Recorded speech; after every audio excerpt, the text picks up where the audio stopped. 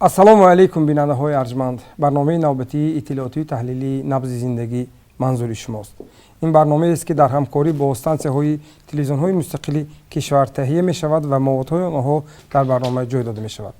имрӯз мо ҳамроҳи коршиносони барнома мехоҳем атрофи мавзӯи бисёр муҳим дар бораи манбаъҳои алтернативии энергия як суҳбате дошта бошем. мо ҳамроҳи коршиносон ба ояндаи ин мавзӯъ назаре хоҳем андохт. барои тоҷикистон манбаи асосии энергия ин қувваи барқ мебошад. оё дар шароити имрӯз дигар манбаъҳои энергия вуҷуд дорад? барои расидан ба ҳадафи чоруми стратегӣ ки саноати кунонии кишвар аст, нерӯи барқи зиёд лозим мешавад. пас тавозуни нерӯҳоро таъмин карда мешавад ки он сифати хубу беҳтар бошад. шарҳи ин масъалаҳоро коршиносони соҳаи энергетика Мирзо Исмоил Иброҳимов, собиқ сарэнергетики комбинати Абрешим, сармуаллими кафедраи таъминоти барқи донишгоҳи кӯҳи металлургии Тоҷикистон дар шаҳри Бӯстон ва Нусратилло Абдилламидов, аълочии барқи тоҷик, муҳандис оид ба ҳаракатоварҳои барқӣ ва автоматикунонии дастгоҳҳои саноатӣ, сармуаллими кафедраи таъминоти барқи донишгоҳи кӯҳи металлургии Тоҷикистон дар шаҳри Бӯстон ба ӯҳда доранд. инсоният дар баробари рушди технологияи муосир ҳамеша мекӯшад ки як нерӯи ҷовиdonaеро ихтироъ карда бошад. кадом нерӯ тамомнашаванда аст? нерӯи арзонтарин дар кишвар кадом аст?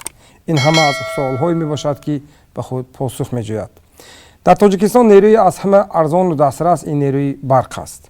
тоҷикистон дорои захираҳои бои гидроэнергетикӣ мебошад. дар як худи рӯдхонаи вахш бунёди чандин нерӯгоҳҳои обии барқӣ мисоли воқеии ин гуфтаҳо аст.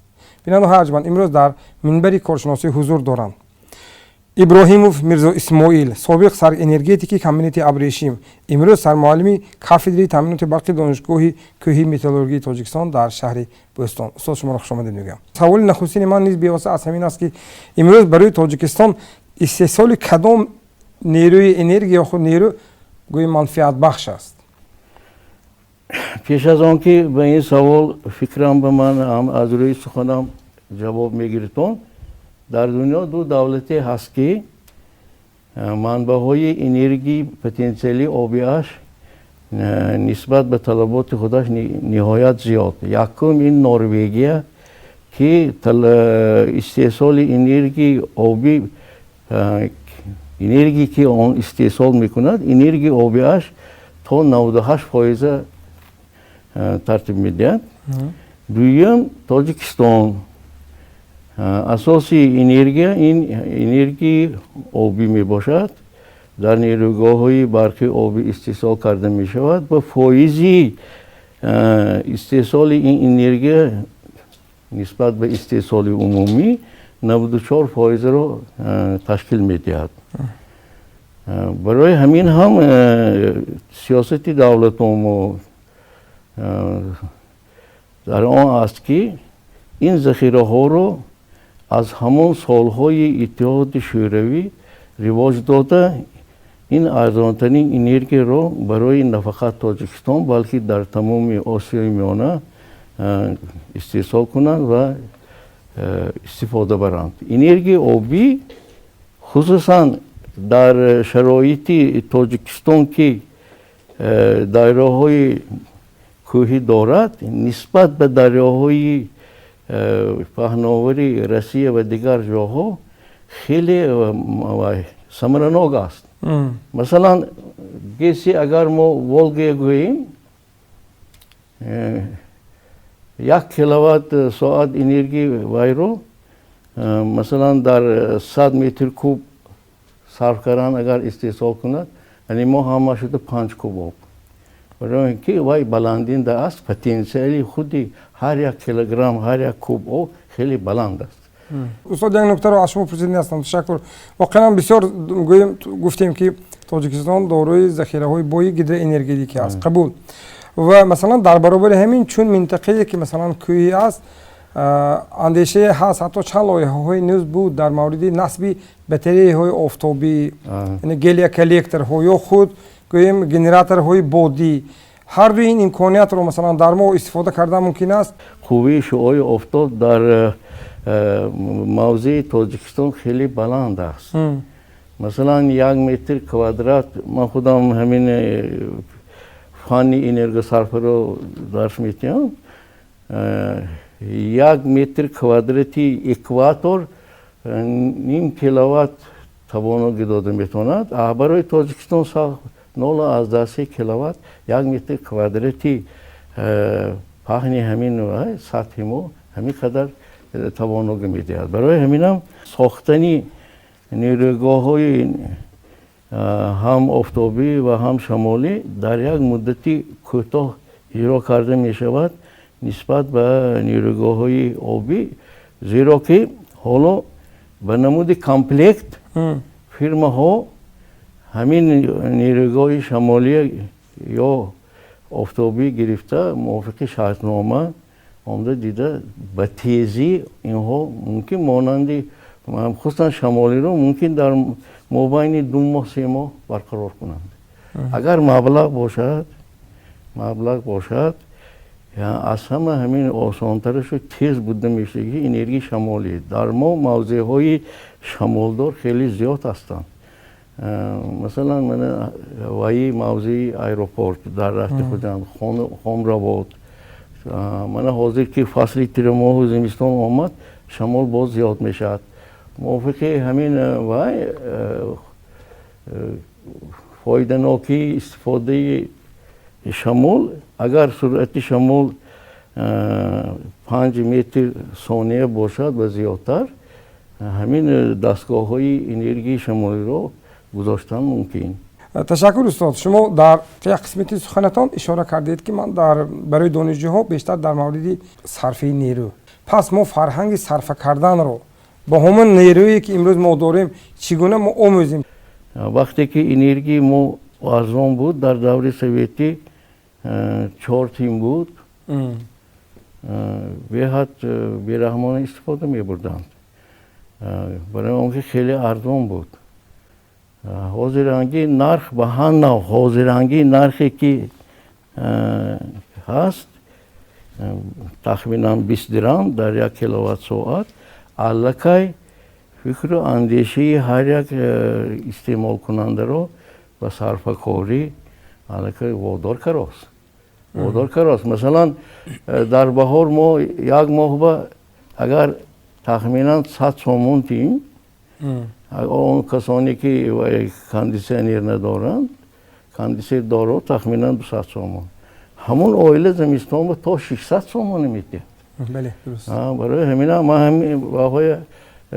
واقعی فکر رقم های جمع کردم. برای همین هم خود همین نرخ حاضرانگی هم بسیار آدم وادار کرده. غیر از اون حاضر حساب کنک های اتوماتیک ماندگی تا وین پرداخت نکنیم، این یک کلیت خیلی بزرگی نقص است که مسئولیت رو بیشتر میکنه.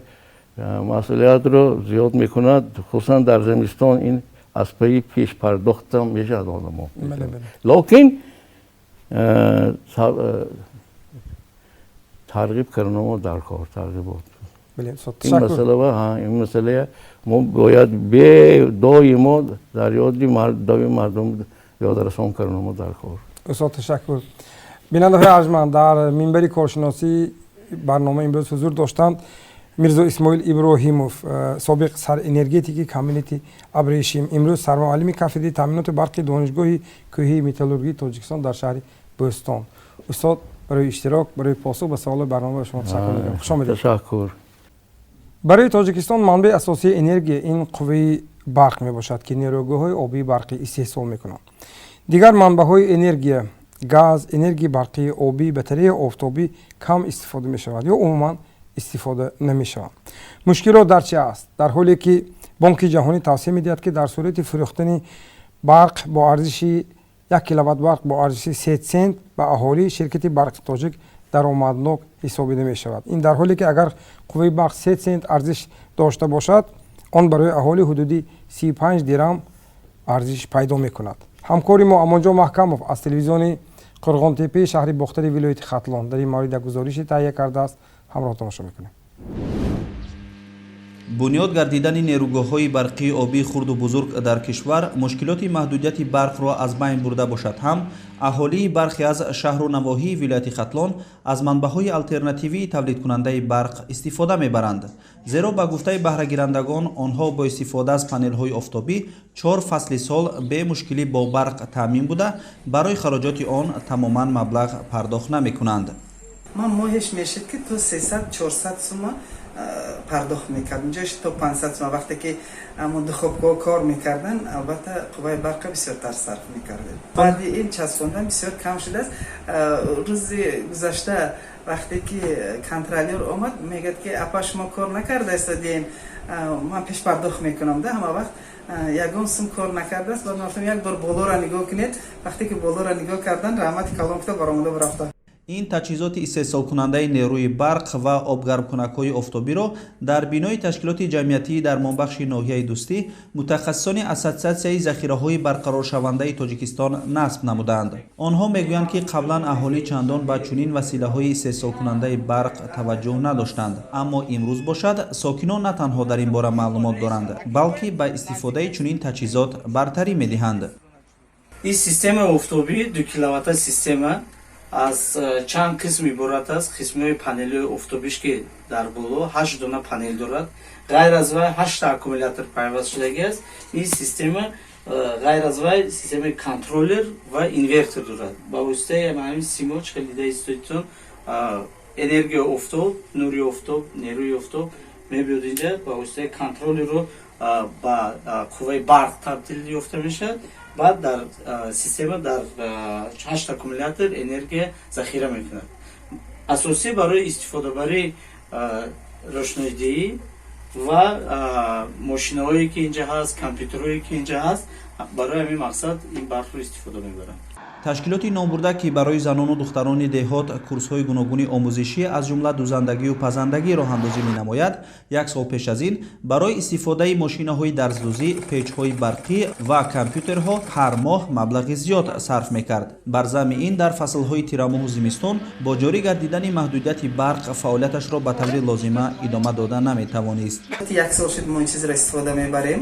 ягон вайрон шудагӣ нест. мо аз технико бисёр хурсандем ки ҳама вақт омада мебинанд. беҳтарин система дар чи ки ҳар рӯз офтоб мебарояд, яъне ки ҳар рӯз аллакай қувва ҳаст. ин ҳозиразамон система худаш агар масалан аккумулятори зиёд қувваи барқро захира кунад, ин худашро хомӯш мекунад, баъд намемонад ки вайрон шавад ин система.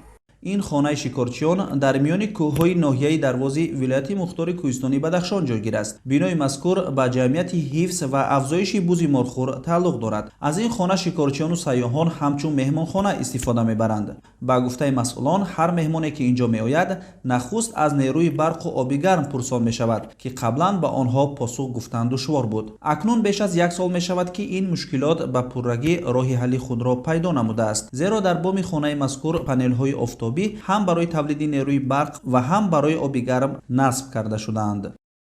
ҳам кам масраф, ҳам проблема надорад, доим оби гарм ҳаст. инҷам одамое ҳастанд ки меян мебинанд, мега амин ташкил каранда, ин гиҷои агиҷо менама чихел мекан. дар ин мавзеъ умуман симчӯб мавҷуд нест. пеш хонаи мазкур тавассути генератор бо барқ таъмин карда мешуд ки баробари хароҷоти зиёди сӯзишворӣ ва халалрасонии садои баландаш ба истироҳати бошандагон зуд мушкилоти техникиро ба миён меовард. аммо ҳоло дар мавриди таъмини барқ дар ҳамаи фасли сол ҳеҷ мушкиле мавҷуд нест. бинандаҳои арҷманд, шумо барномаи иттилоотии таҳлилии набзи зиндагиро тамошо карда истодед. имрӯз мо ҳамроҳи коршиносон дар мавзӯи нерӯҳои альтернативӣ суҳбате дорем ва дар минбари коршиносӣ имрӯз коршиноси дигар ҳузур доранд. абдилламидов нусратилло, муҳандис оид ба ҳаракатоварҳои барқӣ ва автоматикунонии дастгоҳҳои саноатӣ аллочии барқи тоҷик, сармуаллими кафедраи таъминоти барқи донишгоҳи кӯҳи металлургии Тоҷикистон дар шаҳри Рӯстон. хушомадед мегӯям муаллим шуморо. ва суоли нахустини ман ба андеши шумо, Тоҷикистон имрӯз аз кадом нерӯи альтернативӣ истифода кунад ки воқеан барои ӯ манфиатбахш бошад? имкониятҳои истифодабарии ин нури афтоб хеле зиёд аст, вале дар ҳаҷми кам, он қадар ҳам ҷойҳои аҳолинишин ба фоиданок нест. ҳаҷми кам ба маънои иқтидори кам. фақат чӯпонҳо дар он ҷойҳое ки дар кӯҳсорҳо хатҳои барқӣ нарафтанд, дар он ҷойҳо ё ин ки дар он ҷойҳое ки стансияҳои мобилии телефонӣ, стансияҳои телевизионӣ аз чи дур баланд, нуқтаҳои баланд дур, лекин аз нуқтаҳои таъмини дур истифода бурдан мумкин аст. дар ҳаҷми калон, бо иқтидори калон бошад, инро дар ҷои дилхоҳ истифода бурдан мумкин аст. барои он ки вай сатҳи рӯи ин фоточиҳо, фотоэлементҳо тоза карда истодан дар кор.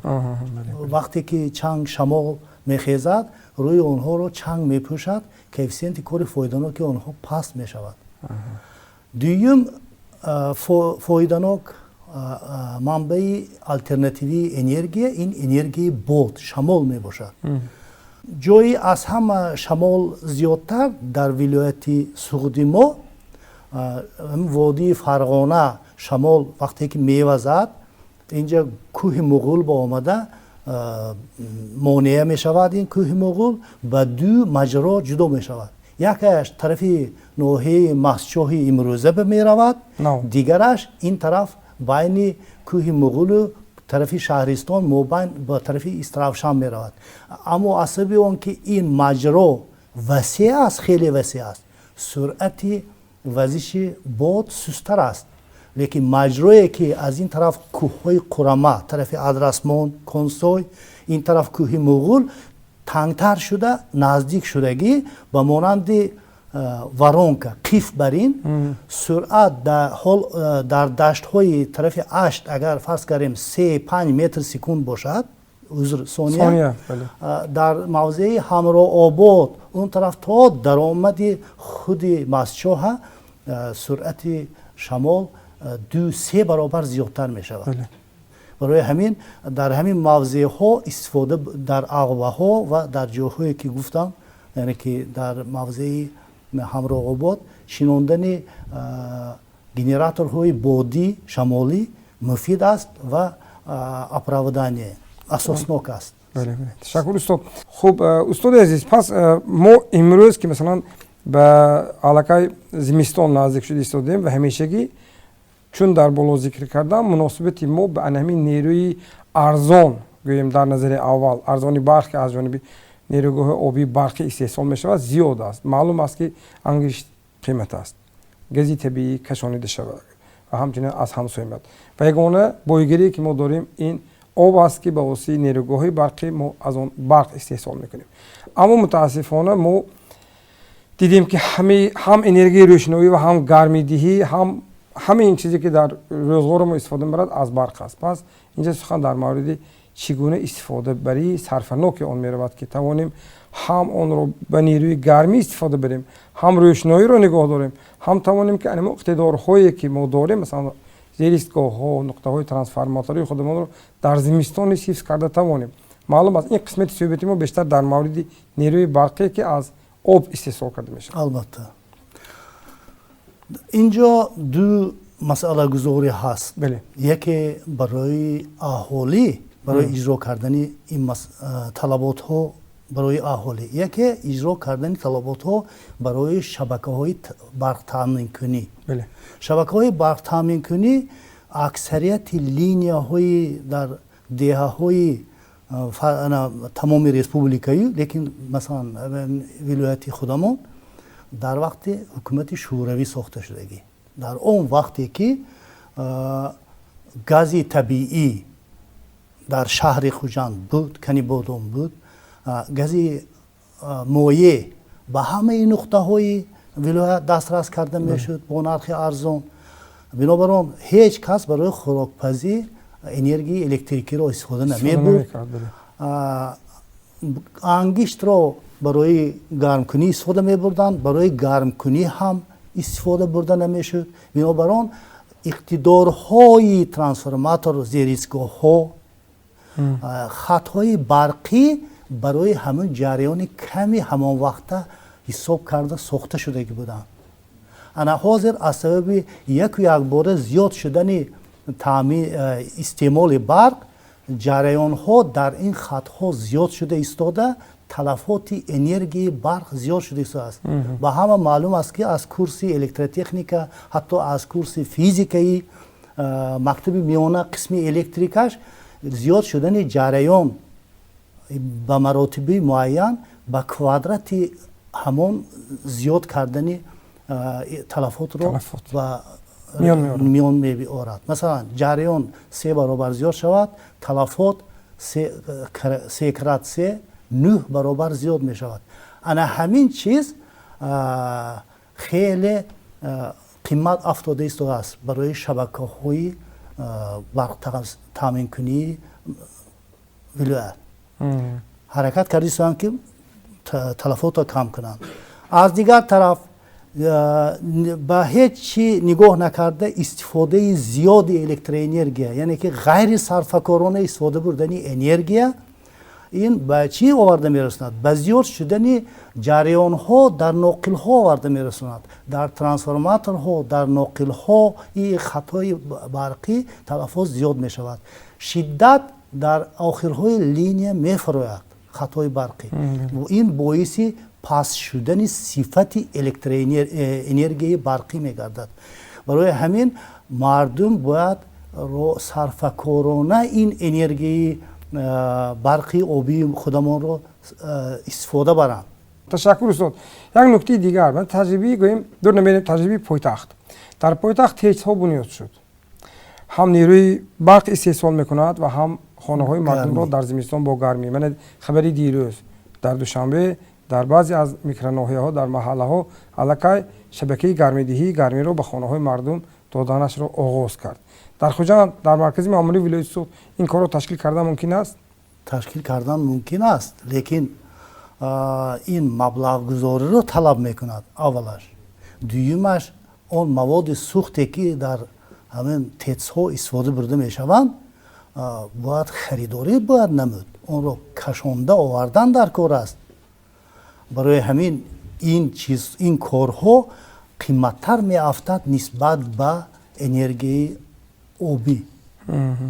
барои иштирокатон ба шумо ташаккур мекунам. бинандаи арҷманд, дар суҳбати имрӯзаи мо дар минбари коршиносӣ ҳузур доштанд нусратилло абдулламидов, муҳандис оид ба ҳаракатоварҳои барқию автомекунонӣ, дастгоҳҳои саноатӣ, аълочии барқи тоҷик, сармуаллими кафедраи таъйинотҳои барқи донишгоҳи кӯҳии металлургии Тоҷикистон дар шаҳри Бӯстон ҳузур доштанд. ушто хушомед мегӯям барои он ки омадед ва ба саволҳои барнома посух гуфтед. ташаккур. раҳмат шумо устод.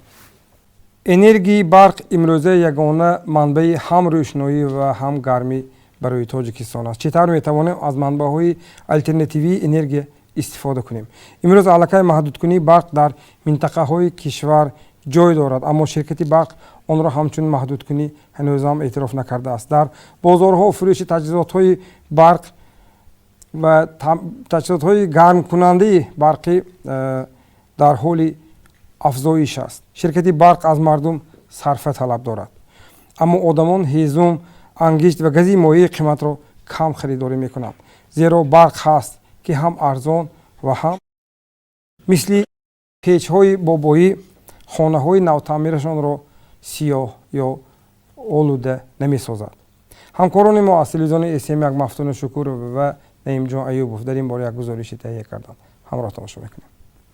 дар ҷумҳурии Тоҷикистон манбаи асосии энергия ин қувваи барқ аст ки он дар нерӯгоҳҳои обии барқӣ истеҳсол мешавад. зиёд ва ё кам истеҳсол гардидани он аз об вобастагии калон дорад. ин дар ҳолест ки дар бархе аз шаҳру ноҳияҳои вилояти Соғд маҳдудияти барқ имрӯз ба назар мерасад. Бонки ҷаҳонӣ тавсия медиҳад ки дар сурати фурӯхтани барқ бо нархи 3 сент ба аҳолӣ ширкати барқи тоҷик даромаднок дониста мешавад. агар қувваи барқ 3 сент шавад, арзиши 1 киловатт барқ барои аҳолӣ тақрибан 35 дирҳам хоҳад шуд. пас чӣ гуна барқро самаранок истифода барем? коршиносон тавсия медиҳанд ки пеш аз ҳама фарҳанги истифодаи онро баланд кард. пеш аз ҳама истифода аз фурӯзанакҳои каммасраф ва таҷҳизотҳое ки онҳо қувваи барқро кам онҳо истифода мебаранд. برای اینکه ما تمام از اون دست کشته نمیتونیم. من یک مثال رو میارم. وقتی که من در شویتس در اویله یکی از ҷангҳои худ будам. духтарчаи 5 солаи вай дар ошхона бо мо менишаст. вақте ки модараш рафта аз ҳуҷраи дигар як табақро гирифта омаду чароғро хомӯш накард, вай давида рафта чароғро хомӯш кард ва ба модараш гуфт ки модарҷон барои чӣ чароғро хомӯш накардед? яъне аллакай тарбияи истифодаи барои барқ ва масрафи он аз кӯдакӣ бояд оғоз ёбад. энергияи барқ имрӯз ягона манбаи равшанидиҳанда ва гармӣ дар ҳуҷраҳо мебошад. дар бозорҳо фурӯши таҷҳизоти гармидиҳандаи барқӣ дар ҳоли афзоиш аст. фурӯшандагон мегӯянд ҳаво кисард шуд, талабот ба ин намуди маҳсулот зиёд мешавад. мардум ҳангоми харидорӣ аввал ба арзиш, дуюм ба сифат ва сеюм ба каммасраф будани он аҳамият медиҳанд. 70-80% мепурсанд ҳозир. Пеш иқда намепурсанд, ҳозир пурсида мегиранд ҳама чиза. Ини вай шай документаш кани қоғоза шай мегуфта мепурсанд, сертификата шай мегуфта мепурсанд. чанд сол ин хизмат мекунанд. Ин хизмат кардан ахуди миҷозот я чанд қадar эҳтиёт кунанд, як дастгирӣ кор кунанд агар ҳамин қадar хизмат мекунанд. ҳоло бинобар гарм будани ҳаво талабот ба таҷҳизоти гармкунандаи барқӣ чандон зиёд нест. гузашта аз ин ҳолатҳои маҳдудкунии барқ дар минтақаҳои дигар ҷой дорад. фурӯшандагон мегӯянд, агар қувваи барқ маҳдуд карда нашавад, он гоҳ бозори таҷҳизотҳои гармидиҳандаи барқӣ гармтар мешавад. дигар аз манбаъҳои энергия ин газ, энергияи барқии обӣ, батареяҳои офтобӣ мебошад, аммо аз он хеле кам истифода мекунанд. дар шаҳри хуҷанд танҳо дар 2 ва ё 3 муассисаҳои таълимӣ панелҳои батареяи офтобиро мушоҳида кардан мумкин аст, ки якии он муассисаи давлатии таълимии литсеи касби политехникии шаҳри хуҷанд аст.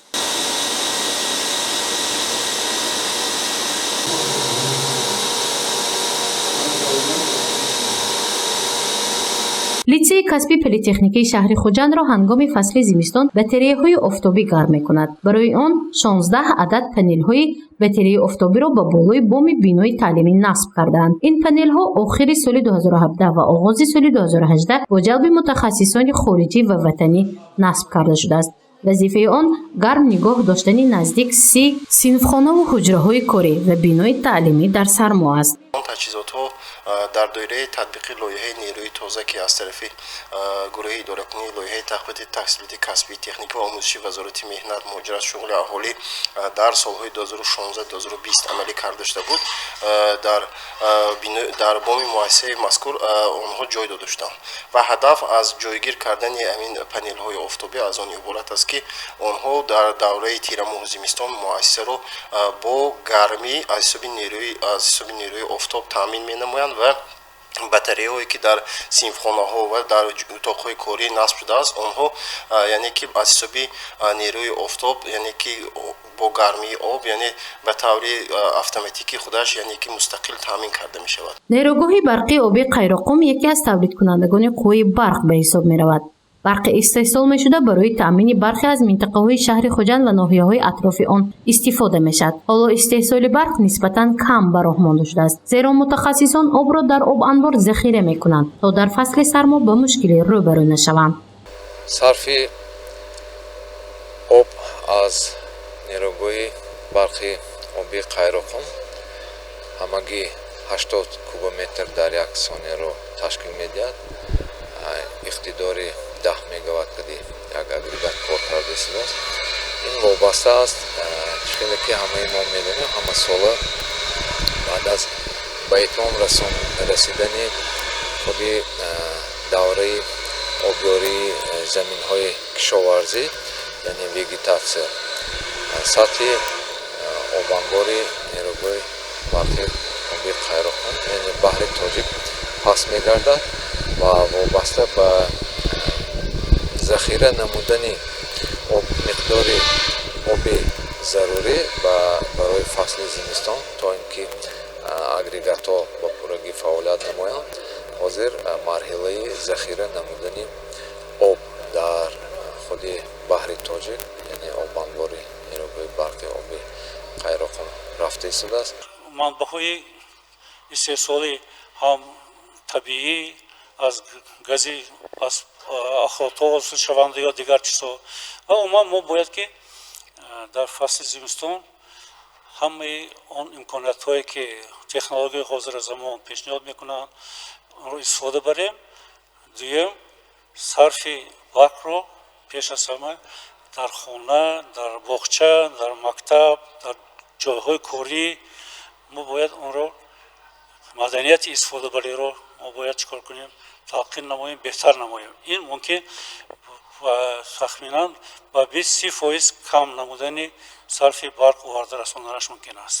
ширкати барқи тоҷик аз мардум сарфаро талаб мекунанд, аммо одамон ҳезум, ангишт ва гази моеъ қиматро кам харидорӣ менамоянд, зеро ба умеди барқ ҳастанд. ҳам арзон ва ҳам хонаҳои навтаъмирашонро ифлос намекунанд. дар тоҷикистон айни ҳол манбаи аз ҳама арзони энергия ин нерӯи барқ мемонад. дар сурати боло рафтани арзиши истифодаи нерӯи барқ шояд ба манбаҳои алтернативии энергия таваҷҷӯҳ шавад.